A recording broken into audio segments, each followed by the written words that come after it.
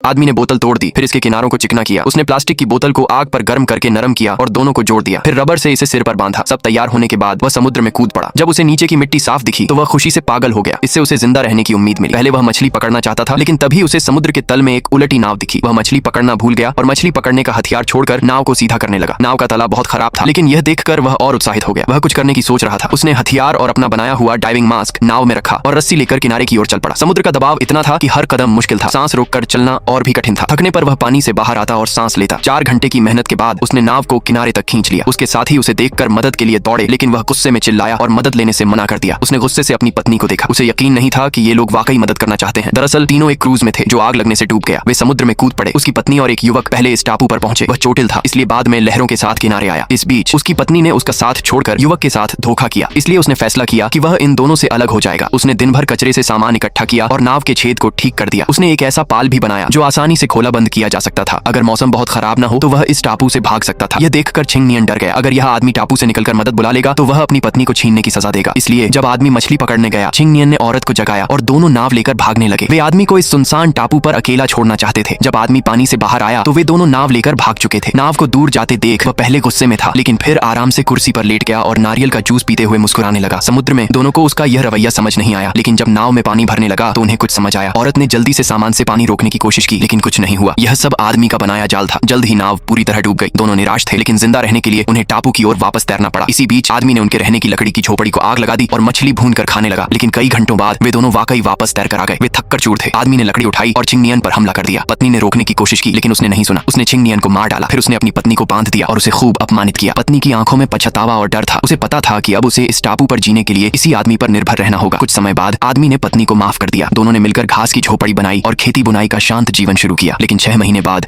एक जहाज ने उनकी इस खुशी को तोड़ दिया। पत्नी ने जहाज वालों से उसे ले जाने की गुहार लगाई। मछुआरे परिवार ने उसे ले लिया, लेकिन उन्हें नहीं पता था कि टापू पर आदमी भी है। जहाज पर मछुआरों ने औरत को खाना दिया। वह भूखी थी और तेजी से खाने लगी। मछुआरों को लगा कि उसने टापू पर बहुत तकलीफ झेली होगी। इसी बीच मछली पकड़ने गया आदमी पानी से बाहर आया। उसने जहाज देखा और सोचा कि पत्नी उसे लेने आई है। वह खुशी से हाथ हिलाने लगा, लेकिन पत्नी ने जहाज की खिड़की से उसे देखा और मछुआरों को कुछ नहीं बताया। जब उसे यकीन हो गया कि किसी को कुछ नहीं पता तो वह मुस्कुराई और उस लाइटर को निकाला जिसने उसे टापू पर जिंदा रखा था।